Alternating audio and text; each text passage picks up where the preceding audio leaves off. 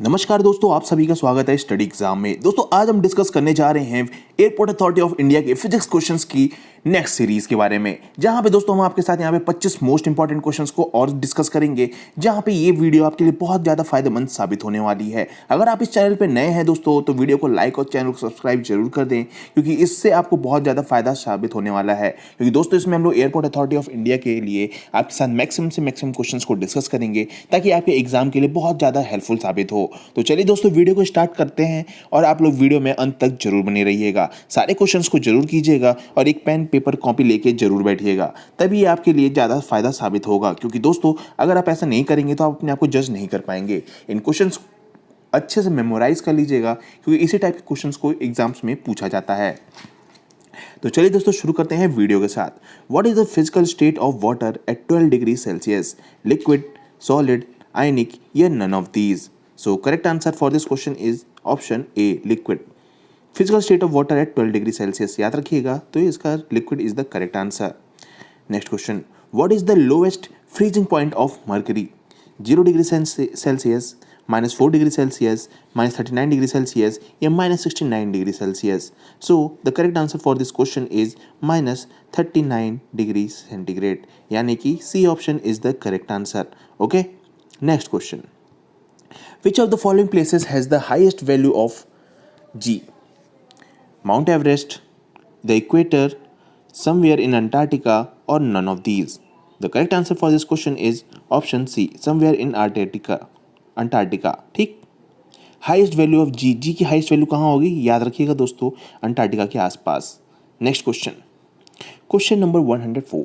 Which pressure is increased in a gas cylinder? Its mass will be what? Increases, decreases, both A and B, or remain unchanged? So the correct answer for this question is option D, remain unchanged. ठीक, so D is the correct answer. Angstrom is a unit of expressing what? Time, mass, length, or force? Angstrom is a unit of expressing time, mass, length, or force. The correct answer for this question is option number C. Okay, force. Force. Angstrom is a unit of expressing force. ठीक, याद रखिएगा दोस्तों, तो ये आपका force हो जाएगा। D option is the correct answer. The focus distance of a convex lens is 0.25 centimeter. Its capacity will be what? 2D, -2D, 4D और -4D. तो दोस्तों इसका करेक्ट आंसर है आपका C, यानी कि 4D. ठीक, C is the correct answer. Question number 107. A ball from the height of 20 meter and then bounces back up to the height of 10 meter. The loss of energy is what? 5%, 25%, 50% or 75%? The correct answer for this question is option C. It's 50%. ठीक, C is the correct answer. Loss of energy is 50%. If a bulb of 100 watt is burned for 5 hours daily, then how much will it cost for 30 days at the rate of 50 पैसा per unit? तो दोस्तों अगर कोई bulb आपका 100 वाट का है, 5 घंटे daily जलता है, तो उसकी क्या कॉस्ट होगी 30 दिन की? अगर उसका 50 पैसा पर यूनिट के हिसाब से हम लोग अगर पे करते हैं तो क्या होगा? तो दोस्तों करेक्ट आंसर है आपका इसका option A, 7.5. Next question. When the sound moves, it carries what with it? Mass, energy, potential difference, या none of these? The correct answer for this question is option B. It's energy. Okay. When sound wave it carries energy. Okay. When the sound moves it carries energy with it. अपने साथ energy carry करता है. Next question. Secondary cells are those dash. Secondary cells are those which dash cannot be recharged, can be recharged, can be used only once, या both B and C? So the correct answer is option B.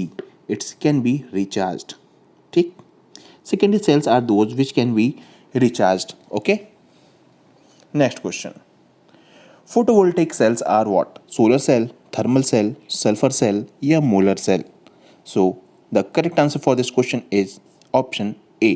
It's solar cell. Photovoltaic sales दोस्तों आपको समझ में आ ही रहा होगा, photovoltaic cell solar से ही related होता है, इसीलिए दोस्तों इसका ऑप्शन ए हो गया है, सोलर सेल. ठीक, Which of the following radiation types has the most energy? Visual rays, ultraviolet, X-rays, or none of these? So the correct answer for this question is option C, X-rays. X-rays is the correct answer. तो question आपको यहाँ पे समझ में आ गया होगा, radiation type है जो मोस्ट एनर्जी, सबसे ज़्यादा एनर्जी किस में होती है, तो दोस्तों एक्सरे में होती है, ठीक है। Next question, the pressure inside a soap bubble is what?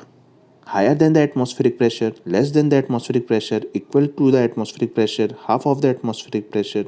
So the correct answer is option A, higher than the atmospheric pressure. Pressure inside a soap bubble is higher than the atmospheric pressure. What portion of the iceberg is above the surface of the sea while floating in the sea? 1 by 4, 1 by 6, 1 by 9 or 1 by 10? So the correct answer is it's option D. It's 1 by 10. Okay? तो ये आपका सही answer हो गया दोस्तों। Question number 15, dash into dash equal to force. तो दोस्तों आपको फोर्स का फॉर्मूला तो पता ही होगा, F बराबर होता है ma, m क्या होता है मास, मास होता है इनटू a क्या होता है एक्सेलरेशन। तो क्या हो गया, F बराबर ma बराबर ये फॉर्मूला होता है, ठीक। तो m आपका मास हो गया, ये एक्सेलरेशन हो गया, तो मास और एक्सेलरेशन, सो ऑप्शन आपका बी हो गया, ठीक, समझ गए। तो इसीलिए ये आपका सही आंसर हो गया। Next question, if a person stands on a sensitive scale and takes a deep breath, then the scale reading will be what? Increases, decreases, no effect on the reading, or none of these? So the correct answer for this question is option B. B is the correct answer. Decreases. Okay. Next question. The weight of an object falling freely under the gravity is what? Maximum, minimum, constant, या variable? Weight of the object falling freely under the gravity. अगर कि कोई भी weight है, गिर रही है कुछ ग्रेविटी से एकदम फ्रीली, तो क्या होगा, मैक्सिमम होगा, मिनिमम होगा, कांस्टेंट होगा, या वेरिएबल होगा? तो दोस्तों सही आंसर है आपका ऑप्शन सी, कांस्टेंट होगा, कोई नहीं होगा, सिर्फ कांस्टेंट होगा। Question number 118, in which of the following medium the speed of sound will be maximum at a temperature of about 20 degree centigrade? Air, granite, water, या iron? So the correct answer for this question is option number D, यानी कि iron. तो यहाँ दोस्तों पूछा गया है कि which of the following medium is the speed of sound will be maximum at the temperature of about 20 degree centigrade. तो इसका सही आंसर आपका डी, आयरन, ठीक। Sound is produced by what? Vibrating object, moving objects, talking of phone, या swinging bodies? So the correct answer is option A, vibrating objects. Sound is produced by a vibrating objects.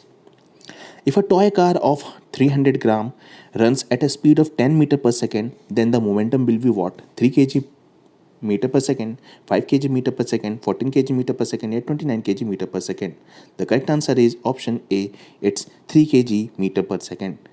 ठीक है, तो चलिए दोस्तों अब आगे बढ़ते हैं। Question number 121, heat can be transferred by convection in what? Solid, liquid, solid and vacuum, vacuum and gas, gas and liquid? So the correct answer for this question is it's option D, gas and liquid.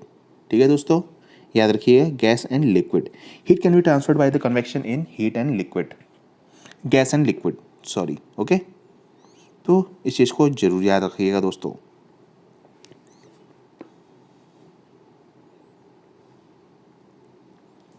Changing the amount of matter dash will be remain unchanged. Volume, mass, density or weight? The correct answer for this question is option number C, density. Changing the amount of matter will be remain unchanged होगा, तो matter density will be remain unchanged, ठीक। So C option is the correct answer, density, ठीक। Next question. Question number 23. If a distance between the two masses is reduced to half, then how many times the gravitational forces increases between them? 4 times, 6 times, 5 times, yes 7 times? So the correct answer for this question is option A, it's 4 times, ठीक है, याद रखिएगा दोस्तों, 4 times. Next question. A body absorbs most of the heat when it is what? Black and rough, black and smooth, white and rough, white and smooth? So the correct answer for this question is option number A, it's black and rough.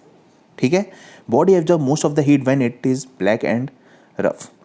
Question number 25, the endoscopic is based on the principle of what? Scattering, total internal reflection, both A and B, या none of these? So the correct answer for this question is option number B, total internal reflection। तो दोस्तों ये 25 question की series यहीं पे समाप्त होती है। आपके लिए और भी क्वेश्चंस मैं लेके आऊँगा। वीडियो के नेक्स्ट पार्ट के लिए बने रहिए हमारे चैनल पे स्टडी एग्जाम पे। तो दोस्तों आज के लिए बस इतना ही। धन्यवाद। जय हिंद, जय भारत।